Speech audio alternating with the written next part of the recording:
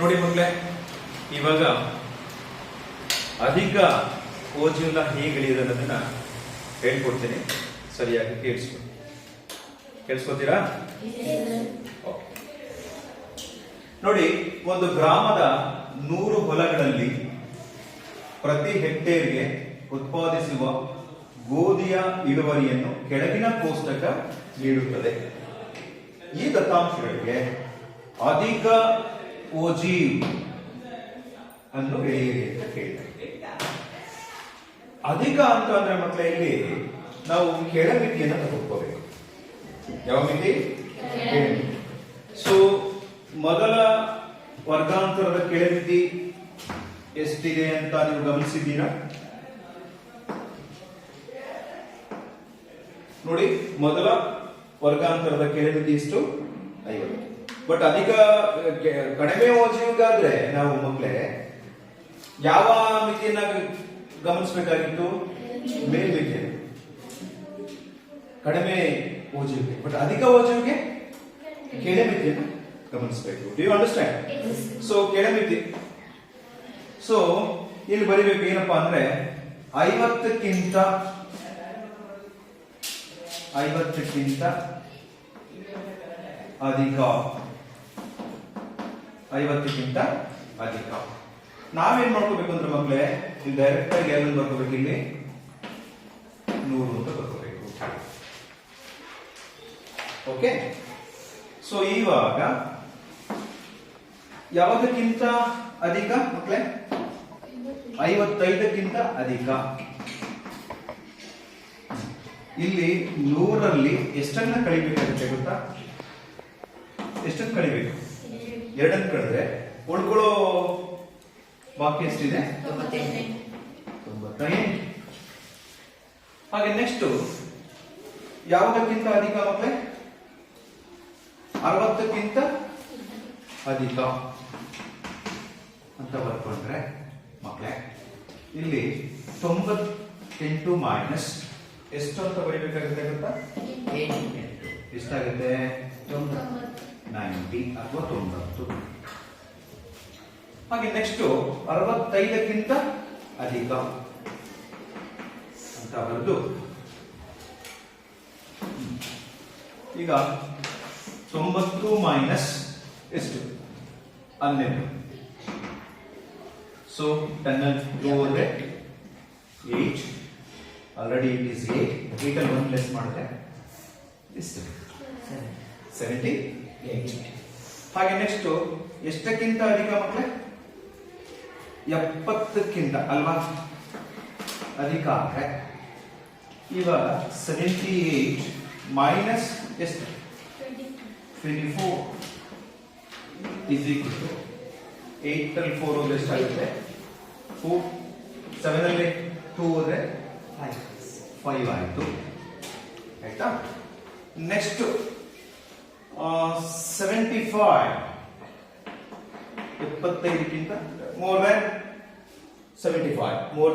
75 ಅಂದ್ರೆ 75ಕ್ಕಿಂತ ಅಧಿಕ ಅಂದ್ರೆ ಈಗ ನಾವು ಇಲ್ಲೇನ್ ಮಾಡ್ಕೋಬೇಕು ಅಂದ್ರೆ ಮಕ್ಕಳೇ, 54 ಅಲ್ಲಿ ಲೆಸ್ ಮಾಡ್ಕೋಬೇಕು. ಎಷ್ಟನ್ನು ಲೆಸ್ ಮಾಡ್ಕೋಬೇಕು ಅಂತ? 16 ಲೆಸ್ ಮಾಡ್ಕೊಂಡ್ರೆ, ಕಡಿಮೆ ಮಾಡ್ಕೊಂಡ್ರೆ ಎಷ್ಟಾಗುತ್ತೆ ಹೇಳಿ? 14 ಅಲ್ಲಿ 6 ಹೋದ್ರೆ ಎಷ್ಟು ಹೇಳಿ? 38.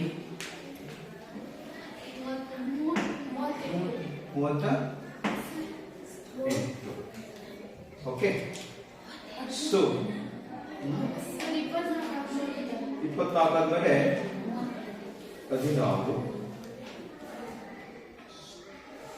ಮ್ಯಾಚ್ ಆಗ್ತದೆ. ಓಕೆ ಮಕ್ಕಳೇ, ಇವಾಗ ಹತ್ತಾ ಹೋಗೋಣ. ಇಲ್ಲಿ ನಿರ್ದೇಶಾಂಕಗಳನ್ನ ಬರೆಯೋಣ.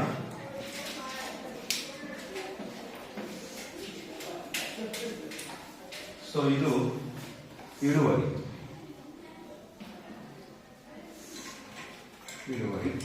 ಇದು ಹೊಲಗಳ ರಿಲೇಟಿವ್ ಫ್ರೀಕ್ವೆನ್ಸಿ. ಸೊ ಇವಾಗ x, y,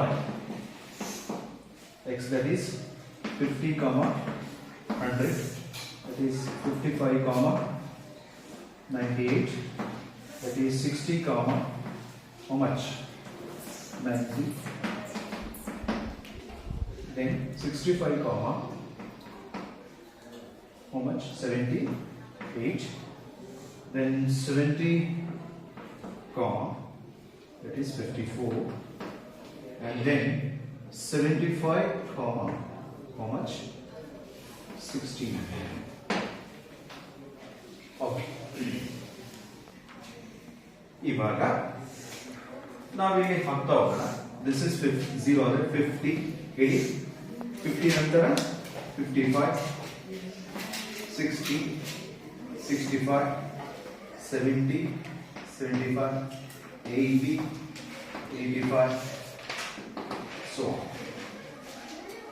ಇದು ಏನಪ್ಪಾ ಅಂದ್ರೆ ಉತ್ಪಾದನಾ ಇಳುವರಿ.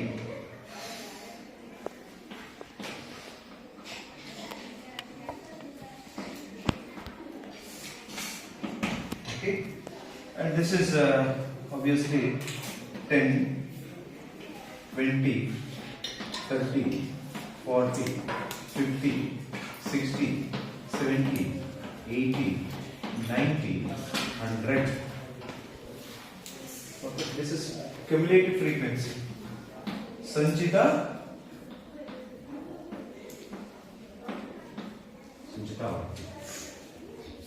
ನಕ್ಷೆ ಪ್ರಮಾಣ ಬರ್ಕೊಂಡು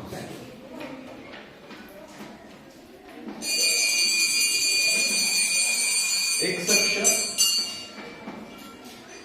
1 centimeter is equal to 5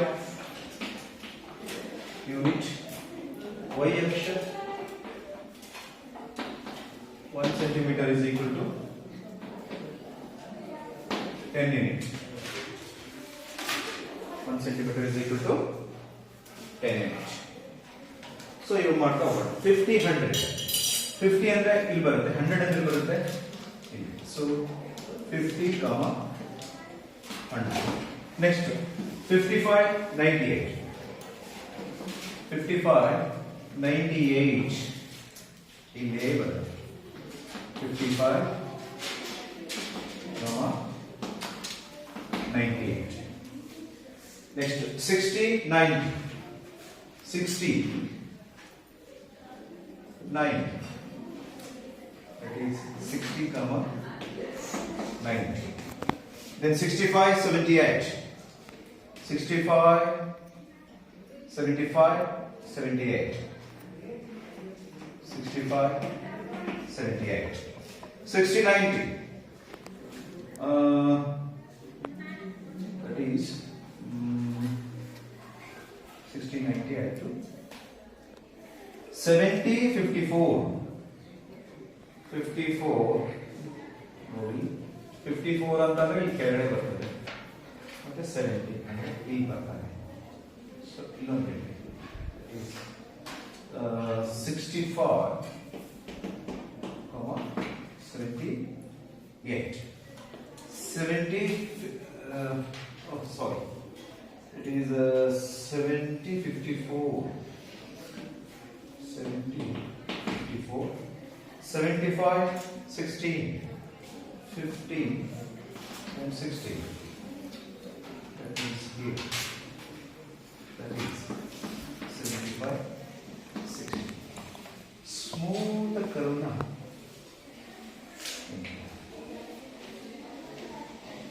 Okay, ಇದು ನಮಗೆ ಏನು ಕೊಡುತ್ತೆ ಮಕ್ಕಳೇ? ಅಧಿಕ